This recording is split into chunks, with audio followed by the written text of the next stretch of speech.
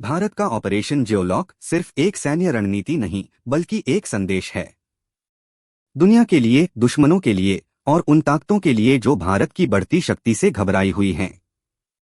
इस ऑपरेशन के बाद सऊदी सेना में मचा हड़कंप है और पाकिस्तान की रणनीति ध्वस्त, राजनीति को हिला दिया है। उन्होंने साफ शब्दों में कहा, भारत किसी भी खतरे को सीमाओं से बाहर जाकर जवाब देने में सक्षम है। यानी अब भारत सिर्फ रक्षा नहीं, रणनीतिक जवाब देने की तैयारी में है। और इसी बयान के बाद सामने आया नाम ऑपरेशन जियोलॉक।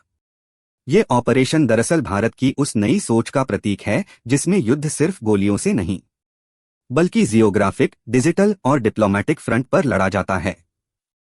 जियोलॉक का मतलब किसी भी दुश्मन को उसके भूगोल के अंदर लॉक कर देना।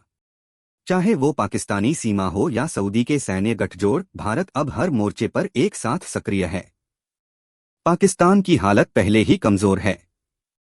IMF के कर्ज, गिरती अर्थव्यवस्था और सेना के अंदर के मतभेदों ने उसकी रीढ़ तोड़ दी है। लेकिन अब भारत की नई रणनीति ने उसका चैन छीन लिया है, क्योंकि जियोलॉक का सबसे बड़ा असर पड़ रहा है पाकिस्तान की सैन्य सप्लाई लाइनों और डिप्लोमेटिक बैकअप पर। भारत की इंटरसेप्टेड इंटेलिजेंस के मुताबिक कई बार पाकिस्तान सऊदी अरब और कुछ पश्चिमी देशों से सैनिक संसाधन और वित्तीय मदद लेता रहा है।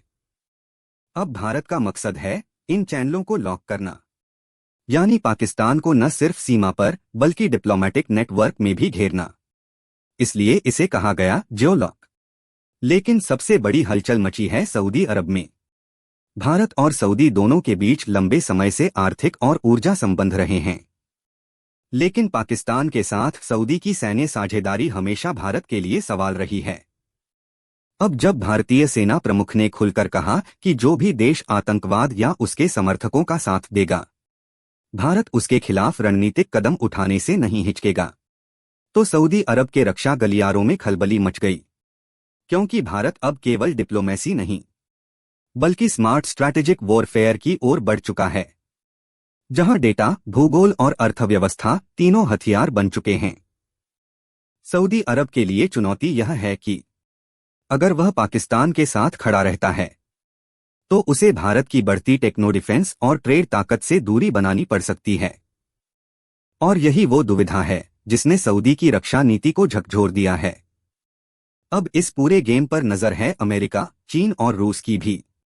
अमेरिका चाहता है कि भारत इंडो पैसिफिक में मजबूत बने ताकि चीन को रोका जा सके। वहीं चीन नहीं चाहता कि भारत की टेक्नोलॉजी और सैटेलाइट वॉरफेयर इतनी आगे जाए कि उसका बेल्ट एंड रोड नेटवर्क जियोलॉक में फंस जाए। रूस भी ध्यान से देख रहा है, क्योंकि भारत अब रक्षा सौदों में पश्चिमी देशों के साथ नए स्तर पर पहुंचा है। दूसरे शब्दों में, ऑपरेशन जियोलॉक सिर्फ क्षेत्रीय रणनीति नहीं बल्कि एक ग्लोबल पावर टेस्ट बन चुका है।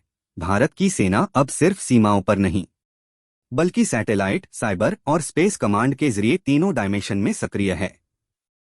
जियोलॉक ऑपरेशन में शामिल हैं data surveillance network, strategic communication locks और डिप्लोमेटिक प्रेशर मूव्स।